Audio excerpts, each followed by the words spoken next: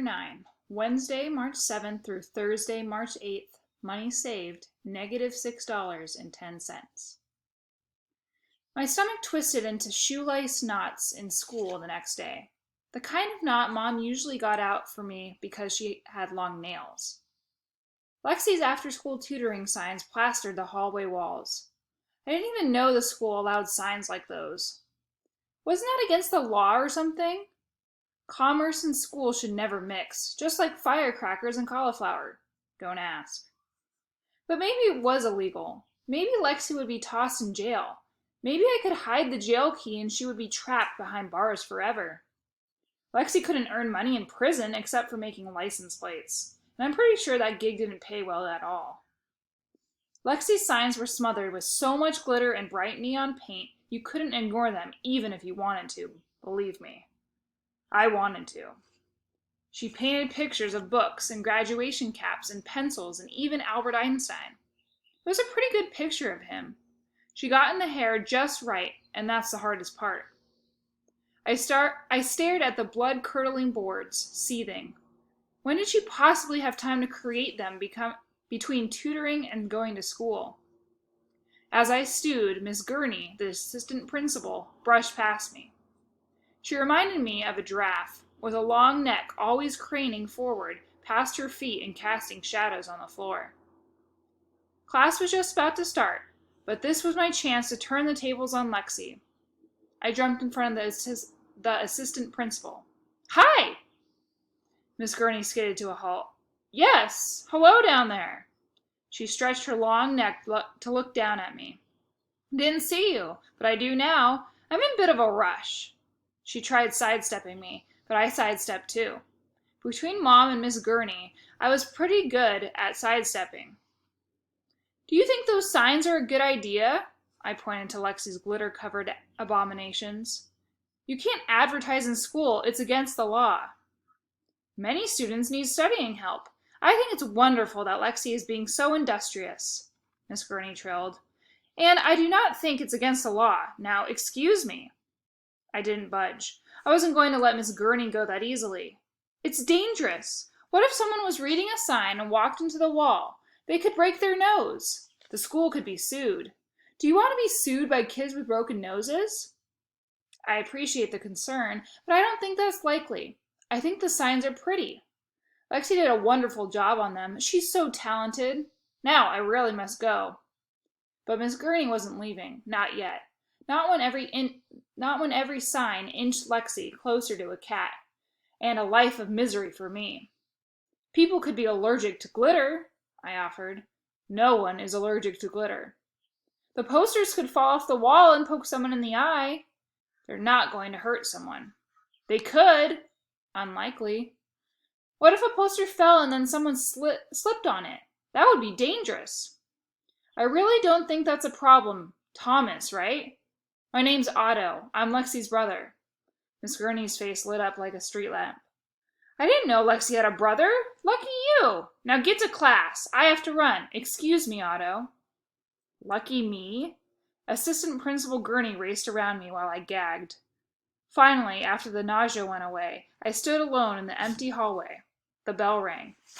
Class started, but I stayed put. Those posters! All those posters! I had to do something about them. I stared at one with a picture of an owl wearing exceptionally large glasses. Who wants to be smart? You do. Lexi's after-school tutoring. But what it was really saying was, who knows Otto will never get a dog? You do, so there. I grabbed the glistening board with its shiny orange glitter, ripped it off the wall, and tore it in half. That would show her. I stood in the hallway holding the two poster halves, staring at them. I pictured Mom's eyes glaring at me as she shook her head and said, What have you done? I began to sweat. The hall was completely noiseless, except for my rapidly beating heart. I shouldn't have felt bad. This was war. Lexi had it coming to her for all her teasing and know-it-allness. So why did I feel horrible then? Why did I stand in that empty hallway gripping that torn sign, my face turning red, and my stomach tied in even more complicated shoelace knots than before? Knots that no one could get out ever, even with extra long fingernails. I put the poster back on the wall, carefully pressing down its still sticky tape, but you couldn't miss the big rip in the middle. I couldn't fix that. I dragged myself into class, my shoulders sagging. My teacher barked at me to take my seat and next time to get to class on time. And he gave me a warning. 2 warnings and you get to go to detention. I barely heard him through the loud yelping moan of my guilt swirling inside my head. I had to ignore it. I couldn't get soft, not now. They say all is fair in love and war, and this battle had nothing to do with love. After school, I pedaled my bike out of my neighborhood, past the apartment complex, by the park, over the bridge, to Grand River Avenue, with its lineup of small stores. I hoped to find a help wanted sign. Maybe someone needed a magician, or wanted someone to run a kissing booth. Okay, definitely not a kissing booth. I walked my bike up and down the sidewalk, and then down and up. I saw a sign asking for a busboy on a restaurant door, but the owner said I had to be 21 years or older. I spoke in a really deep voice and told him I was 22 years old, but he told me to go away. It's hard to pretend you're 22 when you're walking a bike and you're about 8 years away from shaving. Before I left, I pointed out the sign was for a bus boy, not a bus man, and it was false advertising, and that he could go to jail. But I'd look the other way if he gave me the job. He slammed the door on me. Lastly, I walked into Schnood's grocery store. That was the largest store on the street. It was the only store with its own parking lot, too.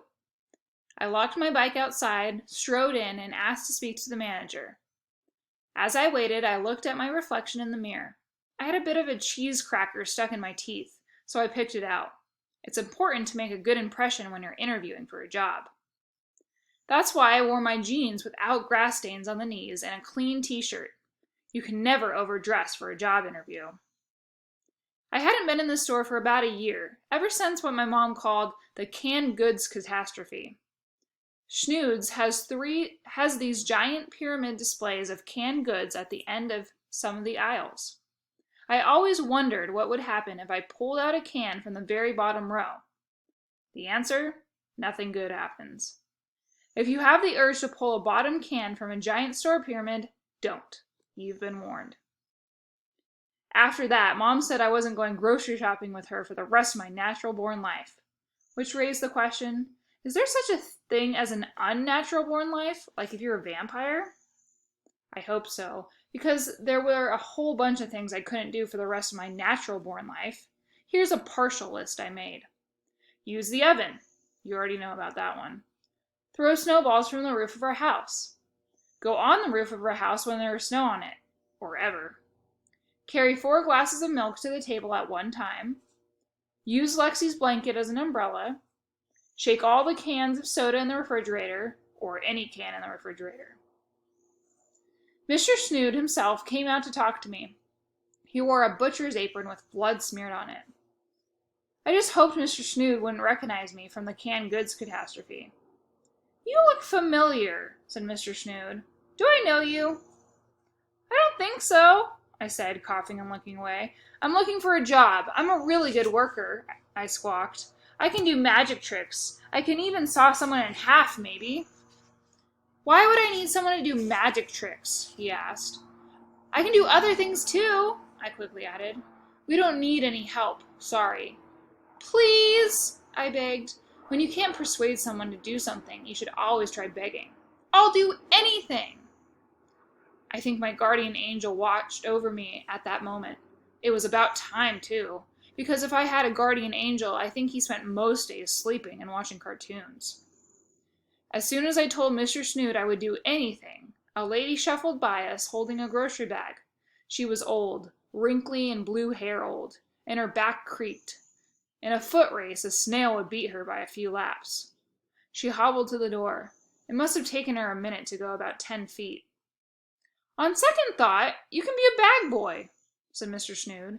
You carry bags to the car for people who need help. Really? I asked, excited. I'd be great at that. I carry things all the time. It was true. I carried books to school, and my coat to the mudroom when I remembered, and glasses of milk to the table, as long as there were less than 4. I practically was born for this job. How much does it pay? In business, you need to be skilled with the art of negotiation. You don't just accept the first offer. Let's say Mr. Snood offered to pay me $5 an hour. I'd tell him I wouldn't do it for less than $40 an hour. He'd offer me $10 an hour. I'd go down to 30 an hour, and so on. I can't pay you, he said, but you can work for tips. I'll take it, I boomed. Do you think anyone will tip me $500? I doubt it. So it wasn't my dream job, but at least it was a way to make money. In a nanosecond, I was by the side of that old, blue-haired lady shuffling slowly across the floor. Can I give you a hand with that, ma'am? I asked. Old ladies love it when kids call them ma'am. It shows proper upbringing. Yes, thank you, she replied, and just like that I had my first gig at the grocery store. Parking lots have handicap spaces, so people who don't have legs can park close to the front door. They should have old person spots too. Old Lady Blue Hair had parked in the very last spot in the very last row. Her bag was heavy too. She'd bought a gallon of milk and half a watermelon. By the time I got her to the car, my arms throbbed and I panted. She sat in the front seat and popped open the trunk, and I put the bag inside. Then I hurried over to her, cleared my throat, and held out my hand. Yes, young man? She asked through the open window. I don't get paid, I muttered. I felt greedy holding out my hand, waiting for money, but you can't be too shy about this sort of thing. After all, she had a demand, and I supplied it. Supply and demand. Now I demanded to get paid. The lady nodded and turned away to start her car. I cleared my throat. Yes? She asked again. I accept tips? Oh, silly me. She reached into a small change purse next to her. She gave me a nickel. Luckily, other people weren't as cheap. You might think there would be a standard bag boy tipping amount. Nope. One man gave me $5, but most people give me a $1 bill or loose change. Some people ask me how much they should tip, and I always said, whatever you can afford, but $500 would be great. They usually frowned and gave me a couple of quarters. Money adds up fast, though. I must have helped 40 people to their cars in the 2.5 hours I worked. It was tiring, but when I was done, my pocket practically exploded with cash. This was the job for me. I'll be back at the same time tomorrow, I said to Mr. Snood. He squinted and scrunched his eyebrow. You still look very familiar. I just have that sort of face, I blurted, hurrying off.